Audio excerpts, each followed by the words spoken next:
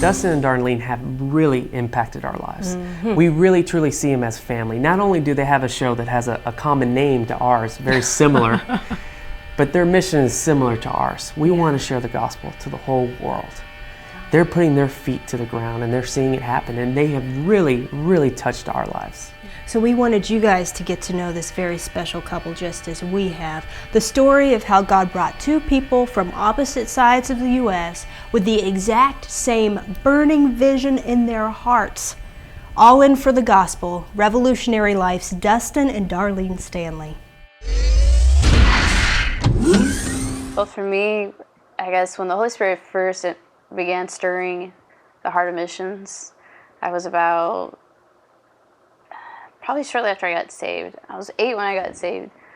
And then we had missionaries come into the church that I was going to, and they started sharing about these other countries and places where people didn't know about Jesus. So I remember being 11 years old in the Sunday school class and hearing about a missionary from Thailand. And then in a later time, another missionary came who was from Kenya, Africa. And this lady planted a seed in my heart. She handed me a keychain, and it was one of the ones they had on their table that they were selling. They were missionaries, and it was handmade from Kenya, and it had an elephant on it, and she sewed that into me.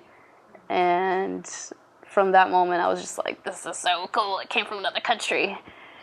And we still have that keychain. I began asking the Lord, how can I do that? I want to do something like that for God. If I get the opportunity, I want to.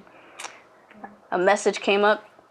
A pastor, they had a guest speaker come, and this guest speaker started preaching on being called. Many are called, but few are chosen. And he challenged everybody that day, saying, be one of the chosen, because you're called, but you may not get chosen.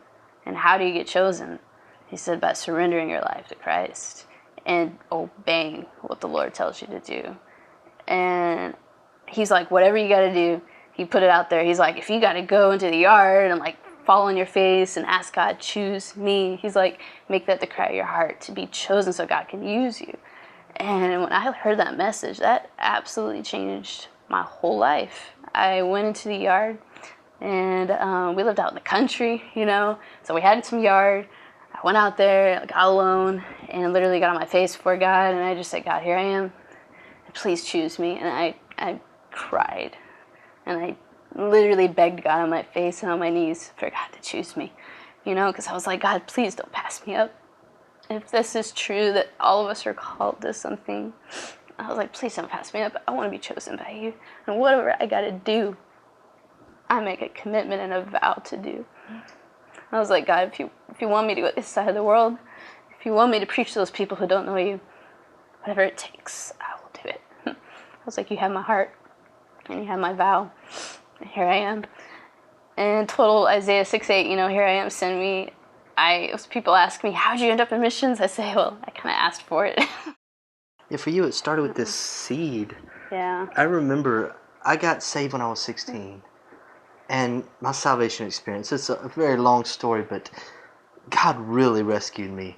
I felt I was this far from being possessed and this far from suicide. I was miserable, and God it was like this. I felt like I was struck by Jesus lightning. I don't know. It's crazy, but when he touched my heart and when I met him for real, that was it. I had said the prayer, and they said, come down and say the prayer. I said the prayer. Nothing really changed when I did that. But then I went out to a pier on the side of the ocean, and they give me this marble and said, imagine your whole life, and when you can give your whole life to Jesus, just go throw it in the ocean and say, take it. So I went out there and I said, I really mean this, Lord. If you will take this life, I'll give it to you if you want it. And I threw that marble. I just threw it as hard as I could. And I remember it felt like mud fell off of me. And I took a deep breath, and people who went through depression, they'll understand this. It felt like the air actually went all the way down. Yeah. And then they played a missionary video the next night. That missed you. And they asked this question, which I still think is a dumb question. They asked this question. They said, if God ever asked you to go on missions, would you be willing? Well, to me, I thought I just gave Jesus my life. I thought I had just said, I'll surrender my life to you, you know? So that was a stupid question. If God asks you to do anything, the answer is supposed to be yes. We always, I'll think about it, I'll pray about it. God said, if he does anything, you ask you anything, you do it. Sorry. If Jesus asks you anything, you obey. And they said, if you would be willing, raise your hand. And I said, no, of course. And I looked around at everybody else like, what's wrong with you guys? You know, why aren't you raising your hand? And then the same thing happened about starting a ministry in the school. That was where it was planted. And then I read a Voice of the Martyrs book in DC Talk called Jesus Freaks. And in that book, it told a story of a man in Indonesia who was stabbed and killed for his faith. And then God brought him back to life. And that just stuck with me. And that led me to go to an Acquire the Fire meeting. And it was at one of those Team Mania meetings. I heard it just clear as day. Dustan. And I remember the Lord speaking to me. Dustan, go. And then he added, because I guess he has to be very clear for me. I'm not saying say you're willing. I'm not saying pray about it. Yeah. I'm not saying think about it. I'm telling you to go home, prepare, and go to Indonesia. And I came back and I emailed 17 organizations and wound up in Indonesia shortly after that. Wow. Surrender. A lot of people believe. The book of James says, you know, the devils believe and tremble. A lot of people believe. But surrender to Jesus, that's where it's at. That's where life is found. All right, guys, don't forget to check us out online, therevolutiontv.com. There you're going to find full episodes, links to our Facebook. Reach out to us. You're not alone. therevolutiontv.com. We have been talking with Dustan and Darlene Stanley. They're full-time missionaries and also the stars of the reality TV show, The Revolutionary Life, really dear friends of ours. I loved what Darlene was mentioning earlier, based on Matthew 22, that many are called, few are chosen. That is so loaded if you just stop and think about that. We are not our own. We are not our own. If we just recognize that, then all that gusto should be driving us running into the direction of God's plan for our life. Because we each have a purpose and job as the ecclesia. Very loaded stuff about to drop on this show. Hang in there. Dustin's going to break it down for us. Revelation. I went to Indonesia and spent 5 or 6 months on beaches, carrying bodies. It was a rough time. 230,000 people killed from the tsunami there. I just love the country. I love the Indonesians. I love Asians. I just love being there. And my visa was rejected for renewal. So I prayed and the Lord said, trust me. He sent me home. So I became a youth pastor. A friend of mine, we were hanging out, and he said, hey man, let me show you this. Let me show you this blog of this chick. It was back in the Zanga days, you know. Nobody even knows what that is anymore. No, they don't. But need we know to what know. blogs are. So she just got back from Thailand on a short mission trip. Yeah. So I said, let me see the blog. And it was this beautiful girl. And she was talking about how God was speaking to her heart. And it was just pictures and her playing with elephants and holding children. And he winds up saying, Dustan, you ought to talk to her. We connect on the phone. And we start talking. We talk for 3 months. And we've never seen anything but pictures. Yeah. And I'm really starting to like this girl.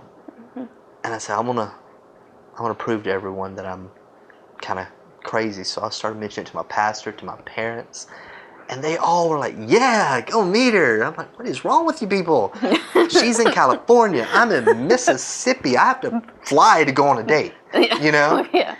And one of them's like, yeah, and they gave me some money. Go meet her. I'm like, all right. We meet and fall in love shortly afterwards and get married. How long was it between the time I flew out there till we got married? It was only about 5 months or so. It's a short time for us. God brought us together, and He is really wonderful because He has His purposes for why He brought us together. We both had seeds planted us for missions. We both had seeds of video. We were both, Yeah. God used mission video for both of us to draw us into the call. And now we are both together actively doing mission and evangelistic work and making video to draw more people. It's amazing. When we started our ministry, Revolutionary Life, we knew that we would do missions with the purpose of reaching people who never heard Jesus, but in the process, take video with us. Because the thing the Lord impressed on our heart was the world needs to see these stories, and these stories are going to impact literally upward accountable, we can't even count the numbers, of people potentially who could be moved, touched, saved, delivered, and answer the call, to reach people for Christ. And so we both were like, well, let's just be an open book about our journey. And that's kind of how we got started with the video standpoint. And a little uncomfortable at the beginning, having to be so honest, having to be so exposed in front of the camera. But you realize the purpose of it is to literally bring a Christian influence in the media world that is real, that is the Bible in action. And so much of our media is influenced literally from the gates of hell. I mean, it's so if I true. can just be blunt, so much of our media is literally being influenced by the enemy to indoctrinate our kids, to indoctrinate them literally to the point when they become adults. All they're seeking after is selfish gain, me, I, the American dream, which is full of a lust of money, greed, pride, all those things.